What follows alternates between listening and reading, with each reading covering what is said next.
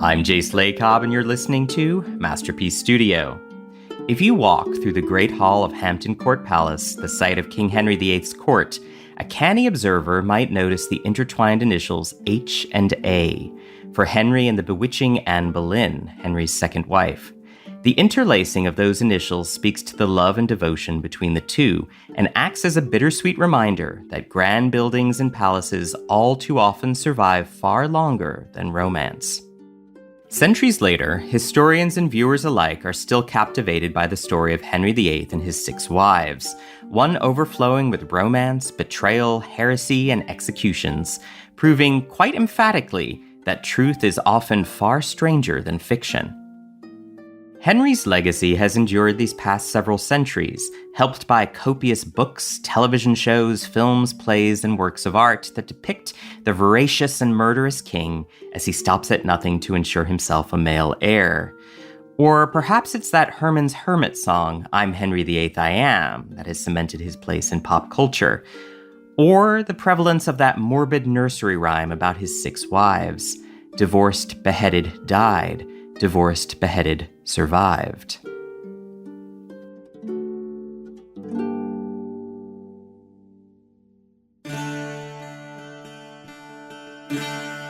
Wolf Hall is director Peter Kosminski's 2015 adaptation of the late author Hilary Mantel's 2009 and 2012 renowned Booker Prize-winning historical novels Wolf Hall and Bring Up the Bodies, which recount Henry and Anne's tumultuous marriage and the rise to power of Henry's fixer, Thomas Cromwell. Unlike Henry, Cromwell did not come from a position of wealth and privilege. Born as a blacksmith's son, Cromwell rises to become an advisor, first to Cardinal Wolsey and later the king's right-hand man. Cromwell quickly seizes power to emerge as one of the most powerful men in 16th century Europe. One who's been accused of utilizing torture and blackmail in his role as Henry's most faithful servant. But despite his position, Cromwell can never forget the power of the king. Do you remember how you used to compare the king to a tamed lion? You can pet him, you can pull at his ears if you wish, but all the time you're thinking to yourself, those claws. Look at those claws. Wolf Hall's title comes from the name of Wolf Hall, the ancestral seat of the Seymour clan. That's a little spoiler for those familiar with Henry's story, as well as the Latin phrase homo homini lupus, or man is a wolf to man. A stark reminder, both to Cromwell and to viewers, that Henry's court is inherently dangerous and predatory. Better sharpen those claws, Cromwell. England, 1529. King Henry VIII and Catherine of Aragon have been married for 20 years. They have a daughter, Mary, but have been unable to produce a living male heir. Henry, convinced the problem lies with Catherine, desperately wants a new queen who can provide him with a son, but legally dissolving his marriage has proven almost impossible. King Henry's frustration courses through the palace halls and kingdom, but is most sharply aimed at his Lord Chancellor, the man closest to Henry with the most direct line to the Pope, Cardinal Wolsey. Wolsey has been petitioning the Pope for Henry's annulment for the past 2 years, but has gotten nowhere. Wolsey cannot afford to fail his master in this matter, but he has no choice. Wolf Hall opens with the Duke of Norfolk, Cardinal Wolsey's enemy, and the Duke of Suffolk heading to Wolsey's palace. Under the dim moonlight, the dark figures advance to the palace in silhouette. Once inside, the flicker of candlelight casts ominous shadows that creep and dance around the room. His hands shaking in anticipation of the king's inevitable punishment, Wolsey knows his time is running out. Wolsey, you're out. My lords Norfolk and Suffolk. Cardinal Wolsey, you're dismissed as Lord Chancellor by the King's orders. You're to return to us the Great Seal. But before Wolsey or the Dukes can act, our cunning protagonist Thomas Cromwell steps in. Cromwell, an advisor to Wolsey, puts his considerable talents to use and buys his master just a little more time. Actually, my lawyer tells me I can't give you the seal, written request or no. He tells me that, properly speaking, I should hand it only to the Master of the Rolls. So, you better come back with him. The next morning, however, Henry's men return and Wolsey is evicted from his lavish residency at York Place and exiled to Esher Place, where he's kept under house arrest. Henry plans to use Wolsey's old residency to house his new love interest, Anne Boleyn, his wife's lady-in-waiting. There's bad blood between Anne and the Cardinal, who thwarted her betrothal to Henry Percy 8 years earlier. She's only too pleased to see Wolsey cast out of the king's good graces, as is the Duke of Norfolk, who happens to be Anne's uncle, and who's harbored a grudge against Wolsey ever since. This is what they waited for.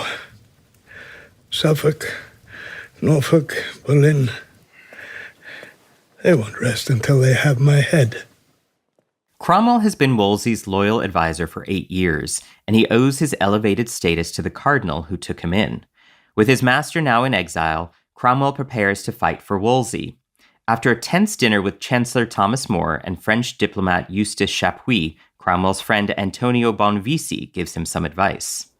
The Cardinal is finished. He will go, and then you will be without a master to protect you. Leave him now. A few days later, Cromwell prepares for his day and says goodbye to his wife, Liz. He's surprised to find her still in bed, looking very weak and delirious. When he returns home later that afternoon, he discovers Liz and their 2 daughters lifeless in bed. It's a sudden, devastating loss that leaves Cromwell consumed with remorse. Everybody said it was back. This sweating sickness. I should have sent them to the country.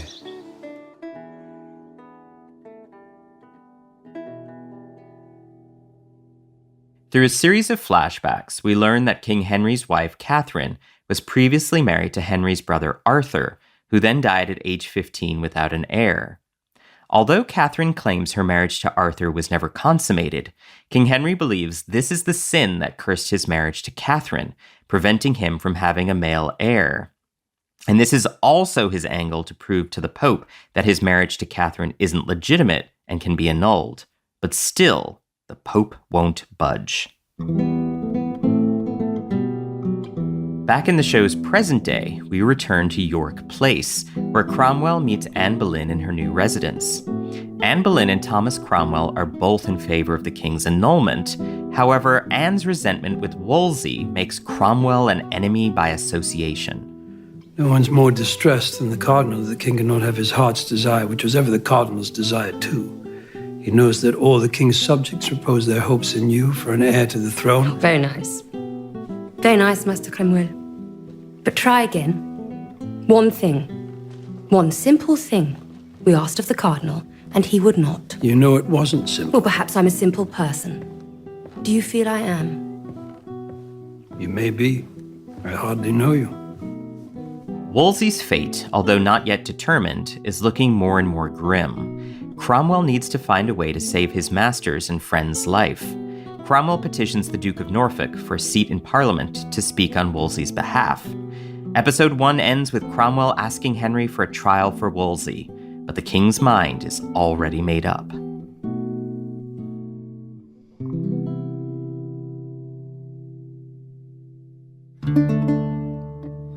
Episode 2 begins in December of 1529.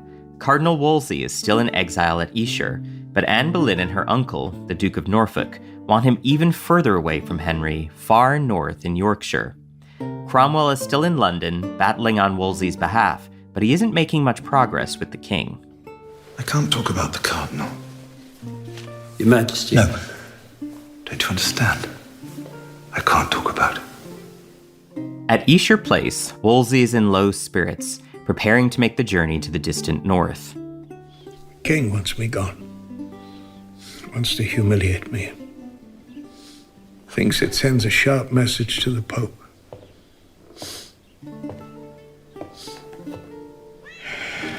I feel like Catherine, cast off. But still, I love him. Cromwell continues to petition Henry on Wolsey's behalf. Henry, feeling somewhat nostalgic and sympathetic to the Cardinal, agrees to give Wolsey £1,000. Don't tell anyone. It's the best I can do.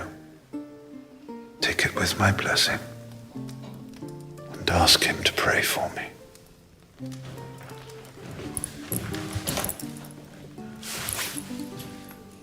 Every day I miss the Cardinal of York. Wolsey prepares to head north. He says farewell to Cromwell and gives him a gift to be opened once he's gone. Sir Thomas More, Wolsey's chief rival, steps in and takes Wolsey's place as Lord Chancellor. Now that Wolsey is out of the picture, Anne begins to exert more authority around the palace and redoubles her efforts to become Henry's wife and the next Queen of England. If you're waiting for her, I should warn you, she's in a temper.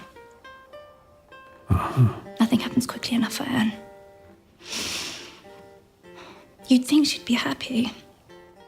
You know, when the king first turned his attention to her, he thought, knowing how things are done in France, that he might accept a certain position at court. But that wasn't enough for Anne. You know what she said to me? She said, "This isn't France, and I'm not a fool like you, Mary." Because she knows I was Henry's mistress. And she sees how I am left, and she takes a lesson from it. She's vowed that she'll marry him, and what Anne wants, she'll have. In time, we learn that Wolsey isn't living the miserable life up north that Anne and the Duke of Norfolk believed him to be. A report from Wolsey's usher, George Cavendish, reveals that aside from the deplorable food, Wolsey's actually doing quite well. Everywhere he goes, Thomas, they flock to see him. Thousands of them. You can see his old spirit returning. He's called a convocation of the Northern Church. Without informing the king. He said, George, why do they need to know? It's a signal of independence, that's all. Some might say a signal of pride. Cromwell's reaction makes us wonder if he's worried about his old master's safety or if his own allegiances are shifting. Cromwell claims that he can't be up north with Wolsey because he's needed in London to persuade Henry to bring Wolsey back. But is that, strictly speaking, true?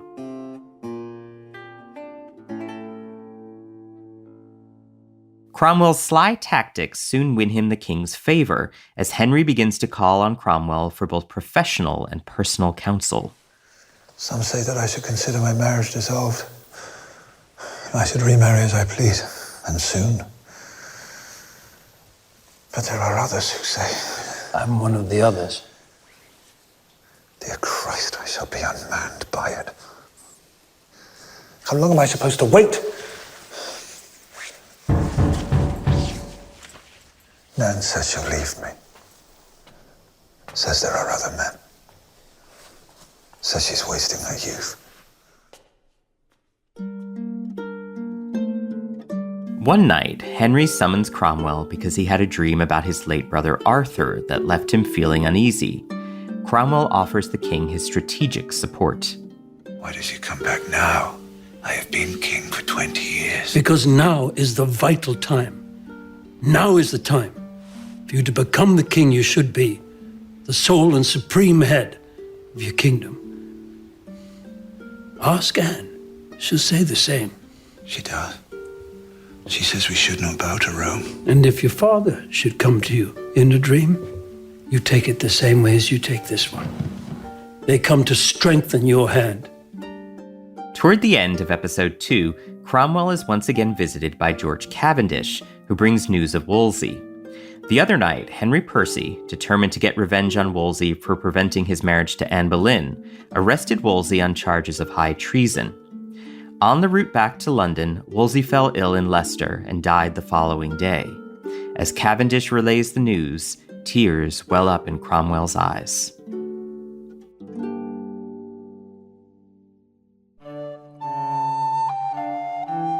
Episode 2 ends with Thomas More officially swearing Cromwell into Henry's Privy Council and Cromwell opening the box from Wolsey, containing a turquoise ring.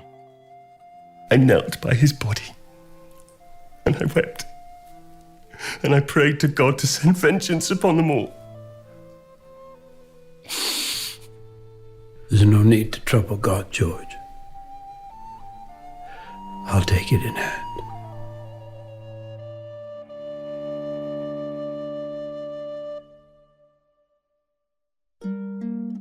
(1531). Henry has still made no progress with the Pope on his annulment.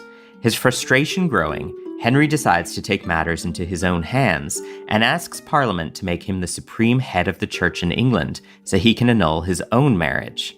This bold move pits Henry against Rome and the Catholic Church. Not everyone shares Henry's views. Many devout Catholics see this move as heresy, most notably Lord Chancellor Sir Thomas More.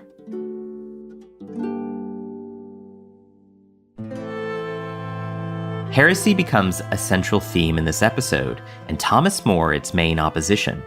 Episode 3 opens with a scene of the pious More torturing Cromwell's friend and lawyer, James Bainham. Bainham openly supports the views of William Tyndale, an English biblical scholar whom More has branded a heretic for translating the Bible into English from its original Latin. We then transition to Cromwell staring at a brutal painting of a woman being burned alive, the customary method of execution for heretics in Europe at the time. Cromwell is then summoned to speak with Henry's wife Catherine and Princess Mary. It is here we learn Cromwell is the mastermind behind this decision to make Henry the supreme head. I have heard all about your new bill, inducing the king to describe himself as the head of the church. The Pope is the head of the church everywhere. Cromwell then tells Catherine that Henry is moving her out of the palace and into the moor of Hertfordshire. Having fallen out of the king's favor, she too has been banished from his presence.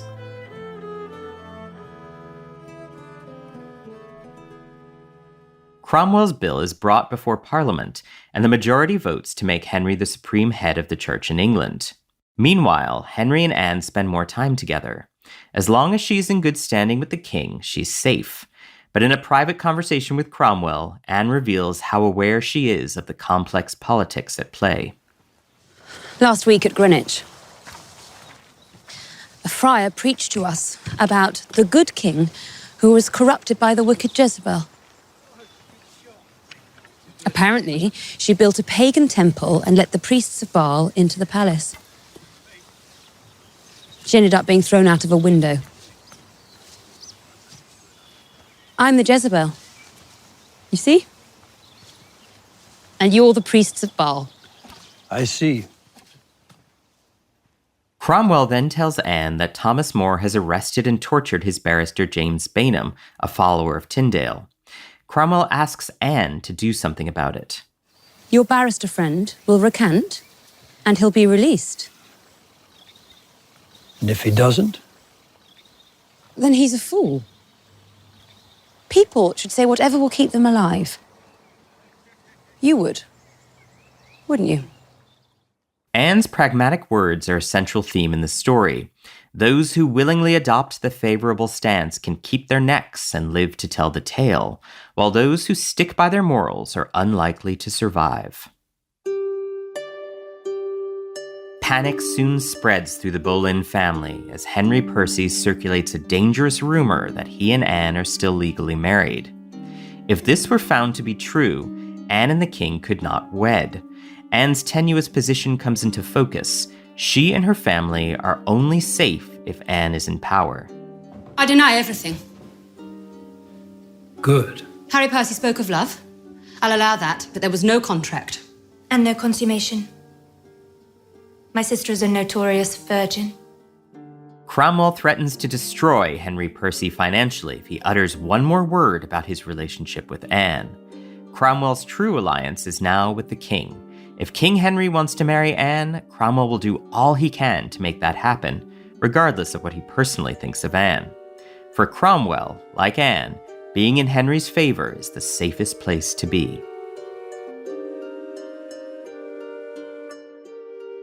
Thomas More resigns from his position as Chancellor because of Henry's decision to split with the Catholic Church.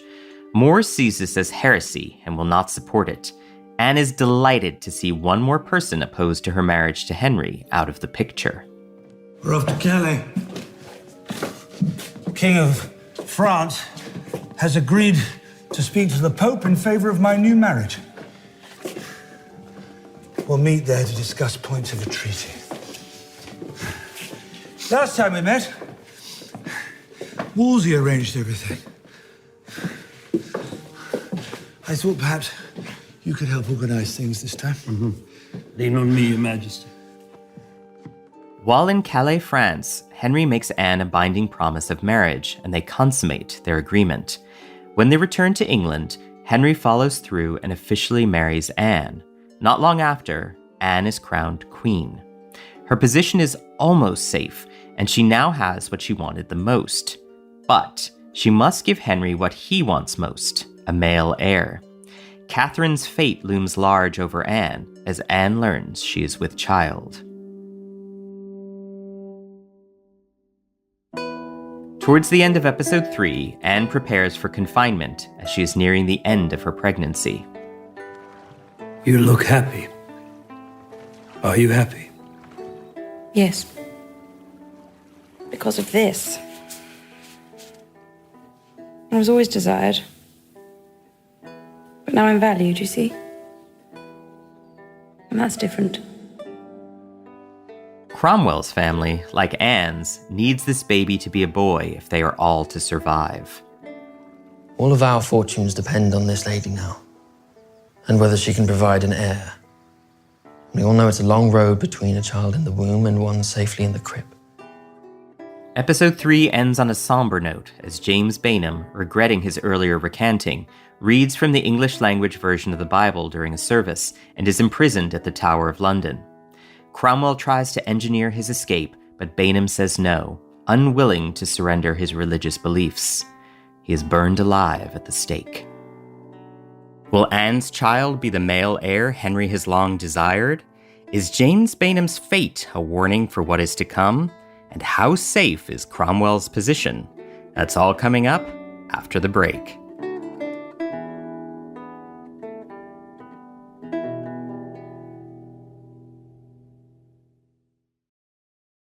Ocean voyages, expeditions, river journeys. Viking is dedicated to bringing travelers closer to the destination, offering a small ship experience and a shore excursion in every port. Learn more at Viking.com. 1533. Henry has split from the Catholic Church and declared himself the supreme head of the Church in England. He has left his wife Catherine, and in defiance of the Pope, has crowned Anne Queen of England. We last saw Anne preparing for confinement and childbirth as Henry, Cromwell, and the Boleyns anxiously prayed for a male heir. Anne returns home with her newborn daughter. Healthy? Yes, Your Majesty. Call her Elizabeth. Cancel the jousts. Because Henry and Anne's child is not a male, Anne's position grows increasingly uncertain and her enemies slowly begin to turn on her. In a private conversation with Cromwell, Lady Rochford, who's married to Anne's brother, alludes to Anne not being faithful to Henry. Rafe, Cromwell's ward, can see the tides changing as well. The Queen sees enemies everywhere. So she should. They're waiting for her to fail. She said she'll give Henry a son. So if she doesn't, all the old families are waiting their turn. Meanwhile, Cromwell begins to weed out those in the kingdom that do not support Henry's position as the supreme head of the Church in England. He puts together a list for Henry, and by doing so, further ingratiates himself to the king. It's hard to believe they'd betray me. These people, I've known them all my life. Exeter's been a friend of mine since I was a boy.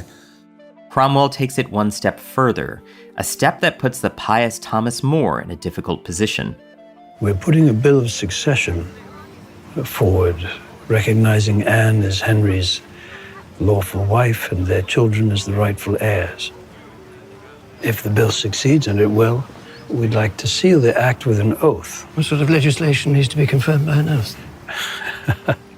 Well, believe it or not, there are those who will feel such matters should be left to Rome. We want to make it clear that Rome has no legitimate voice here in England, so why don't you sign the oath? Put your loyalty beyond doubt. And thus begins a series of attempts to get More to sign the oath, all in vain. More is imprisoned. You should at least give his reasons. We know his reasons. All of Europe knows his reasons. He's against the divorce. He doesn't believe the king can be head of the church. His heart is with Rome, not with England. He'd sooner see some foreigner imposed by the emperor ruling us than back a man who's been his friend since childhood. Despite their tumultuous history, it pains Cromwell to see More resist signing the oath.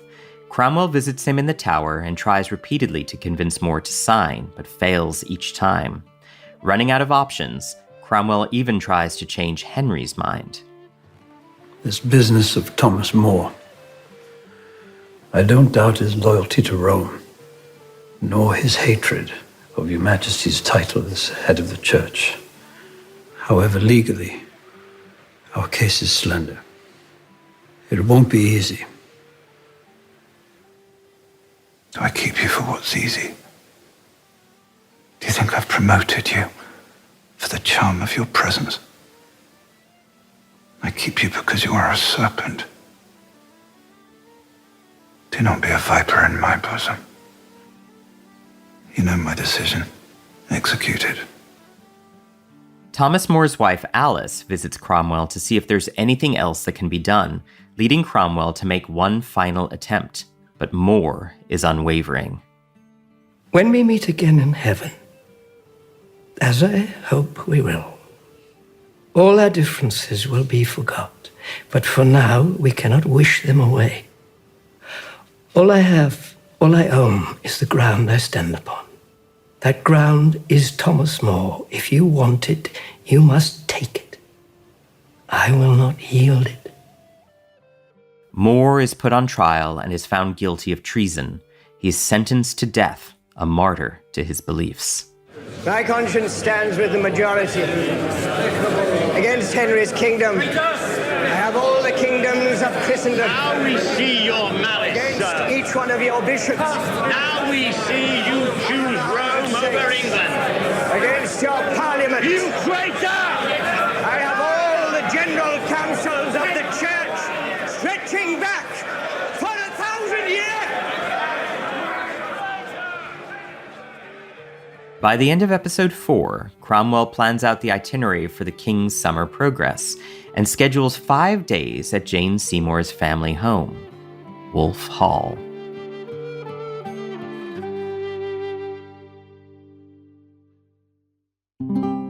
(1535) Parliament has passed the Act of Supremacy, officially making King Henry the supreme head of the Church in England. Regardless, the Holy Roman Emperor still refuses to acknowledge Henry's new title or his marriage to Anne Boleyn. Episode 5 opens with Henry and the rest of his royal progress arriving at Wolf Hall, Jane Seymour's family home. While they dine, an exhausted Henry falls asleep at the dining table. While Cromwell and the other men debate on how to wake the king, Jane Seymour takes it upon herself. A gentle tap on the king's hand brings him out of his slumber. A little while later in their visit, Cromwell spots Jane and Henry outside, sharing an intimate moment. This is no time to be shy. Tell Cromwell what Henry asked you. He asked me if I would look kindly on him. If he wrote me a poem, for instance. I said I would. Good. Back in London, Anne grows increasingly frustrated and frightened. She has not yet given Henry a son, and her enemies are closing in. Someone has thrown her dog out of a window to its death. Anne feels she's losing her grip and is being pushed out. She had previously requested that Cromwell travel to France to find her daughter Elizabeth a husband. Now we find out that Catherine's daughter Mary is set to be married to the man Anne wanted Elizabeth to marry. As if my daughter had never been born. As if Catherine was still queen. As if I didn't exist. In a desperate attempt at spite, Anne tells Cromwell to publicly humiliate Princess Mary so she loses her reputation. But Cromwell will do no such thing. There was a time, madam, that you would listen to my advice. Let me advise you now. Drop your plans and schemes. Put down the burden of them. Much to Anne's delight, Catherine soon breathes her last breath. Anne is overjoyed, and Henry, despite being married to Catherine for over 23 years, doesn't seem too upset. I suppose we must expect the country to mourn for her. She was once given the title of Queen. Mistakenly. Majesty, do you wish the body brought to St. Paul's? We will lay her to rest in Peterborough. It will cost less. Not long after, Anne wakes up in the middle of the night to her bed engulfed in flames. While Cromwell investigates the fire, Lady Rochford suggests to him that Anne may have had a male visitor in the night. If, as it may happen, some person visits the Queen after the lights are out, then it is an event over which we should draw a veil. Some person. Some person for the purposes of arson, or the purposes of something else. Lady Rochford. Jane, when the time comes to unburden your conscience, don't go to a priest. He'll give you penance. I'll give you a reward. At a jousting event, Henry suddenly loses consciousness. Convinced he's dead, the bystanders begin to panic. In a dramatic last-ditch effort, in the midst of a chaotic crowd, Cromwell pummels the unconscious Henry in the chest and revives him. This scare shows just how precarious Cromwell's position is. If the king were to actually die, there's no telling what the Boleyn family would do.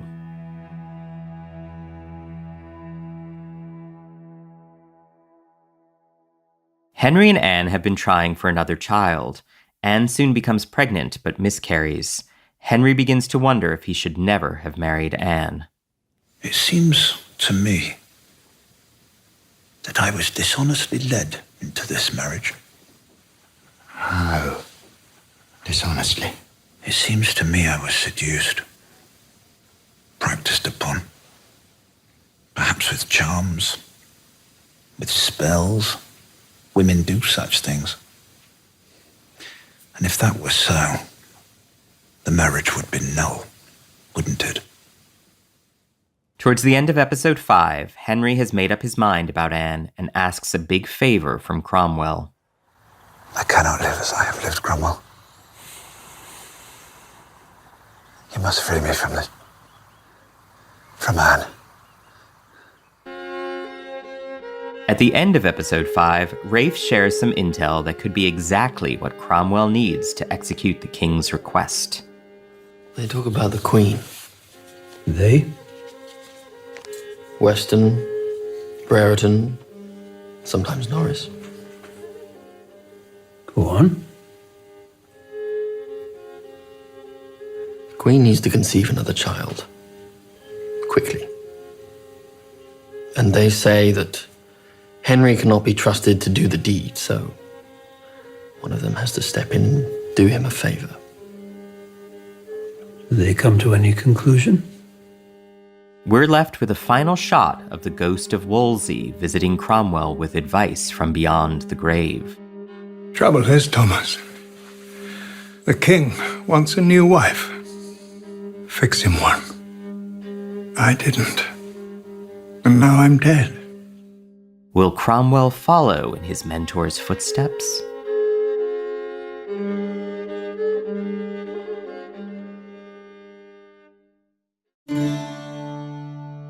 Our final episode begins in 1536. Henry has grown increasingly distrustful of Anne and has tasked Cromwell with getting rid of her. Henry has turned his amorous attention to English Rose Jane Seymour. Anne can sense the danger. Out of anger and fear, she threatens Cromwell. You think you've grown great. You think you no longer need me, but you've forgotten the most important thing. Cromwell. Those who've been made can be unmade. I entirely agree. Anne continues to make enemies in the palace, including those closest to her. Her confidence overcompensating for fear, she gives voice to the rumors that she might be seeing other men. Lady Rochford compiles these claims to hold against Anne.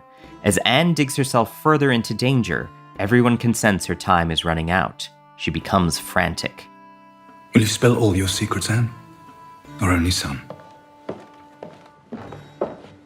Oh, get him back. Oh, it was idle talk. Get him back. Get him back and he'll swear on the Bible he knows me to be a good wife. Get him back, Harry! Lady Rochford, eager to get revenge on Anne for trying to kill her, informs Cromwell of what she's heard. My husband, George, is always with Anne. He's her brother. It's natural. There's nothing natural in George. And nothing is forbidden. I've seen them kiss. Brothers may kiss their His tongue in her mouth, hers in his. Lady Rochford then tells Cromwell that the reason Anne is sleeping with her husband, Anne's own brother, is because she needs a son who maintains the Boleyn appearance, otherwise Henry could become suspicious. Lady Rochford tells Cromwell to discuss this further with the musician Mark Smeaton. Mark confesses to having relations with the Queen, and after a miserable night locked up under Cromwell's watch, Mark shares the names of the Queen's other lovers. Henry Norris, Francis Weston, and William Brereton, and Francis Bryan. Cromwell's men inform the king of Anne's infidelity, and she is removed from the palace. She deceived all of us. When I look back, it all falls into place. So many friends lost, alienated, worse. When I think of Wolsey,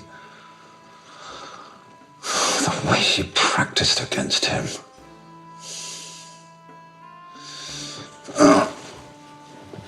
She said she loved me, but she meant the opposite. Anne's suspected lovers are also locked up. In the Tower, as Cromwell interrogates these men, his darker side emerges. Do you want me to write it on the wall for you, Norris? She can't give him a son. He wants another wife. She won't go quietly. Is that simple enough for your simple tastes? She has to be pushed. I have to push her. Well, you get no confession from me. Or Brereton either. We are not tortured gentlemen. The king wouldn't permit it. Well, there don't have to be formal arrangements. I could put my thumbs in your eyes, and then you would sing, "Green grows the holly," if I asked you to. Cromwell also reminds Norris of the play put on against Wolsey, where the Cardinal was dragged to hell. This play, put on in part by Norris, has long fueled Cromwell's thirst for revenge. I need guilty men, Harry. So I've found men who are guilty, though not necessarily as charged. Meanwhile, Anne's time is running out. Cromwell advises her to help the king because even if he is not merciful to her, then perhaps he will be merciful to their daughter, Princess Elizabeth, after Anne is gone. No. Just tell me. You don't believe these stories against me, do you? I know in your heart you don't. Do you, Cromwell?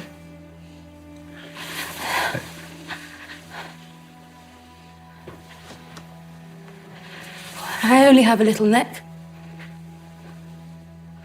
So it'll be the work of a moment. Anne and her accused adulterers are put on trial. She is found guilty, but rather than the usual punishment of being burned, she is sentenced to death by beheading by order of Henry.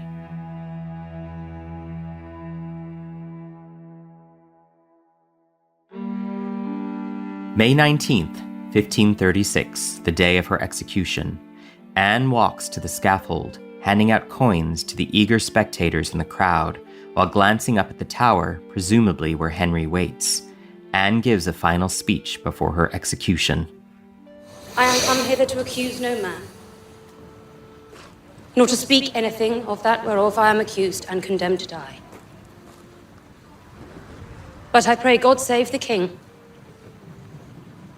and send him long to reign over you.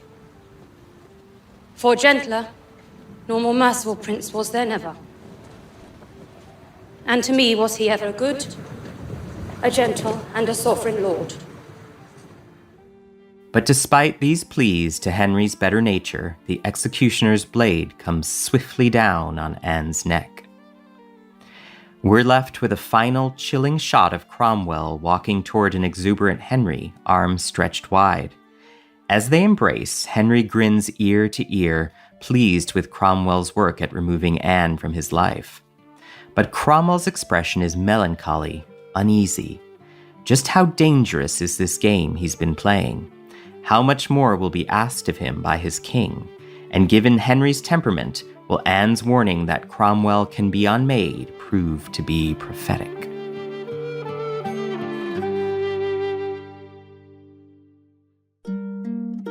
You can watch or rewatch Wolf Hall anytime on PBS Passport ahead of the upcoming sequel that continues Cromwell's story in Wolf Hall, The Mirror and the Light, coming to Masterpiece in spring 2025.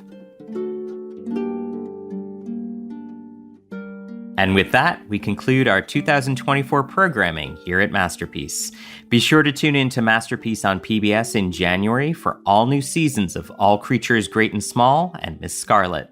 It all begins Sunday, January 12th, 2025 at 8 p.m. Eastern, 7 p.m. Central on Masterpiece on PBS.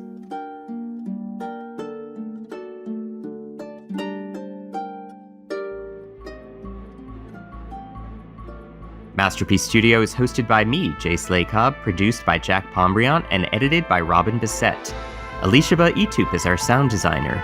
The executive producer for Masterpiece is Suzanne Simpson.